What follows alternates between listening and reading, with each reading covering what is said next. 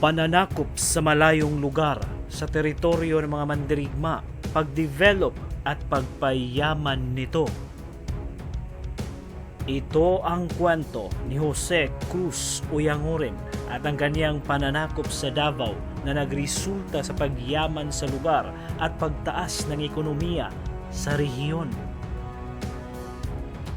Pero bago ang lahat, huwag kalimutang mag-subscribe at i-click ang bell icon para sa mga susunod na kwento dito sa Abiseth TV.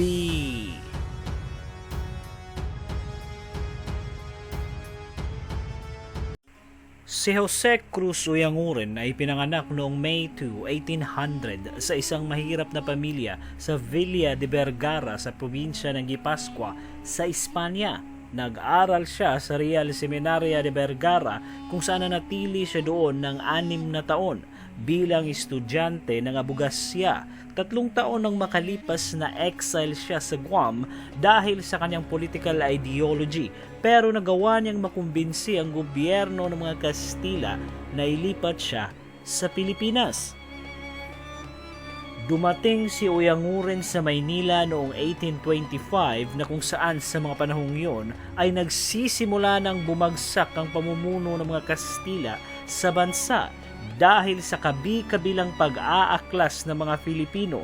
Dahil sa kanyang mga koneksyon sa colonial government sa bansa, nabigyan siya ng 3 barko na kung saan ginamit niya ito para buksan ang pagkalakal sa mga Moro sa Mindanao noong 1830s. Dahil sa kanyang pagkikipagkalakal sa Mindanao, nakilala niya si Maria Luisa Azuala sa Tandag na anak ng Kapitan General. Napagkasunduan nila na magsasama sa isang bubong bilang mag-asawa, pero hindi sila nagpakasal dahil si Oyanguren ay Katoliko at kasado na sa Espanya. Isang dekadang makalipas sa pananatili ni Oyanguren sa bansa, nag-enroll ito sa Universidad ng Santo Tomas na kung saan doon niya nakuha ang kanyang pagkaabogado sa loob lamang ng 2 taon.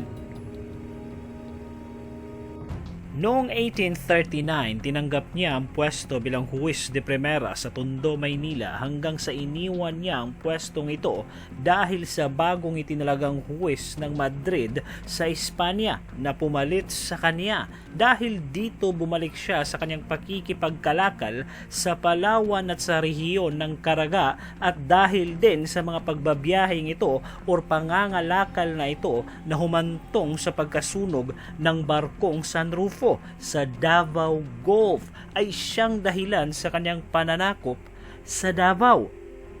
Sa mga panahong yun, ang mga teritoryo ng mga Espanyol sa Mindanao ay nasa bahaging norte ng isla na kung saan nagsimulang hawakan ng mga Kastila ang Bislig noong 1620. Pero ang Davao ay isang independent na lugar. Dumating si Oyanguren sa Davao kasama ang 70 tao na mga kalalakihan at kababaihan na sinuportahan ng Gobernador General ng Pilipinas na si Narciso Claveria, at nagbigay ng special grant sa kanya na sakupin ang buong Davao Gulf mula sa mga Moro at i-convert ang lahat ng mga tao sa lugar sa Katolisismo. Sa panahon na yon, ang Davao ay pinamumunuan ni Dato Bago, isang Muslim na bagubo na kung saan ang kanyang settlement ay nasa riverbanks ng Davao na tinatawag ng mga bagubo na Ilog Taglok. Dahil sa istriktong pamumuno ni Dato Bago sa lugar, marami itong kalaban, lalo na ang dato ng isla ng Samal na si Dato Daupan na kung saan nakipag-alyansa ito sa mga Kastila para talunin si Dato Bago. Sinalakay ng puwersa ni Oyanguren at Dato Daupan ang settlement ni Dato Bago sa Davao para sa sakupin ng lugar, pero hindi rin basta-basta ang puwersa ni Dato Bago dahil meron na nitong mga armas na kipaglaban ng mga bagubo sa mga Kastila at sa mga tribo ng Mandaya na galing sa isla ng Samal, at natalo nila ang mga mananakop kaya napilitang umatras sa mga Mandaya. umabot ng 3 buwan ang pagkubkob ng mga Kastila sa lugar na talo lang nila ito ng mananakop nang may dumating na reinforcement ng mga Kastila na galing sa Zamboanga.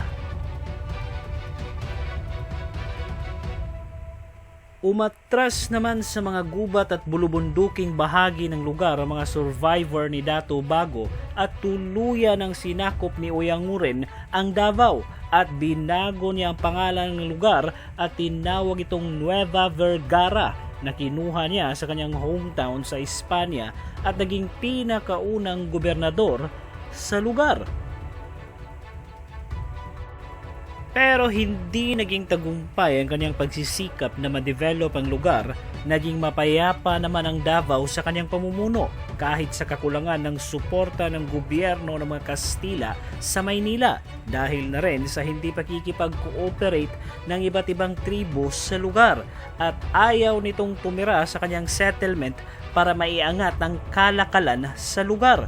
Dahil na rin sa kanilang takot sa mga Moro na baka sila ang atakihin dahil sa kanilang pakikipagmabutihan sa mga Kastila. Noong 1868, ang mga unang Kristiyanong nagsettle sa area ang siyang tumawag nitong Davao na galing sa mga Bagobo na kung saan ang tawag nila sa ilog ay Dabo. At noong 1900s, dumating ang puwersa ng mga Amerikano sa lugar at doon na nagsimulang umusbong ang mga pribadong farm sa area. Pati na rin ang pag-improve sa transportasyon at komunikasyon na kung saan naging daan sa paglago ng ekonomiya sa rehiyon.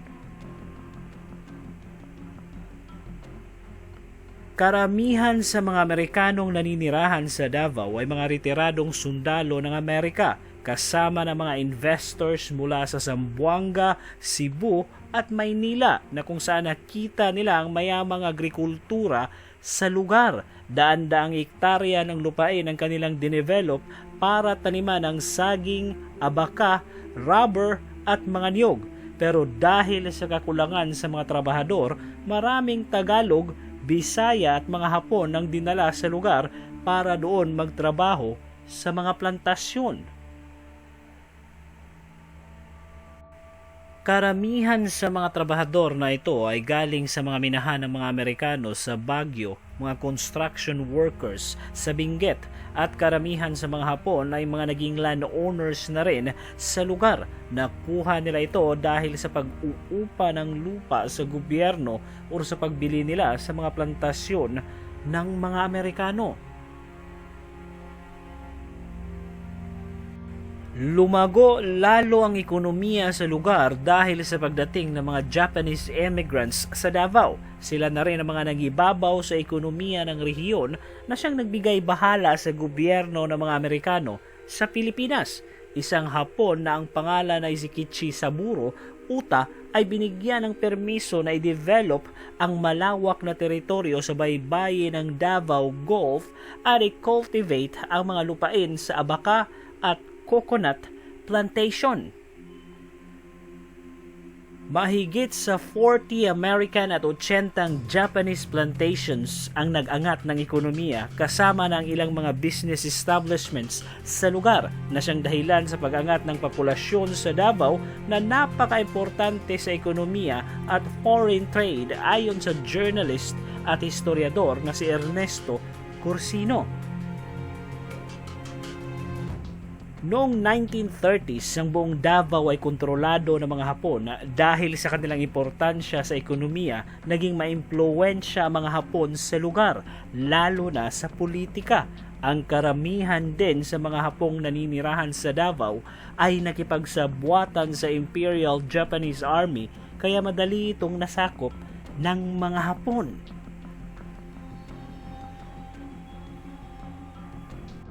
Noong 1945, ang puwersa ng mga Amerikano at Philippine Commonwealth ay umatake sa Davao para mapalaya sa mga mananakop na Hapon sa lugar.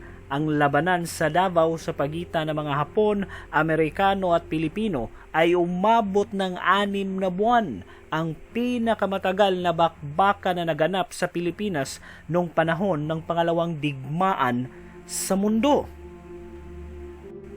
Matapos ang digmaan at pagkawasak ng Davao, pinasok naman ito ng ilang libong mga gerilya na gustong tirhan ang mga plantasyon na naiwan ng mga Hapon na naninirahan sa Davao, kasama ng maraming refugee na bumaba galing sa bundok. Nagbigay ito ng malaking problema sa ekonomiya. Pero sinimulan naman kaagad ng mga Davaoenyo ang pagre-reconstruct sa lugar at dahan-dahan itong nakabangon hanggang tuluyan na itong makabalik sa dating magandang ekonomiya at isa sa pinakamagandang syudad sa bansa na sinimulan ng Kastilang si Jose Cruz Uyanguren.